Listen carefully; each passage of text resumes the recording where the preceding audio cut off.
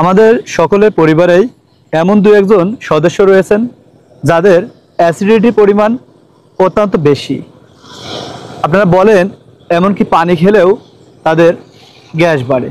তাদের জন্য এই লাউয়ের সবজিটি মহা ঔষধ। আপনি সপ্তাহে 2 দিন এই লাউয়ের কুচি ডুগা সবজি হিসেবে খাবেন, আপনার অ্যাসিডিটির পরিমাণ কমবে। হ্যাঁ, একদম সঠিক বলছি।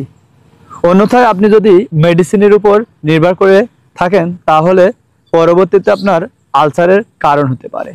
আপনি নিয়মিত লাউয়ের কুচি ডুগা ভর্তা করে এবং হালকা তেলে ভাজি করে সবজি হিসাবে খেতে পারেন, তাহলে আপনার গ্যাসের পরিমাণটা কমবে।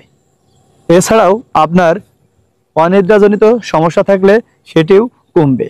পাশাপাশি আপনি জেনে অবাক হবেন আপনার বদহজমের সমস্যার সমাধানও পাবেন।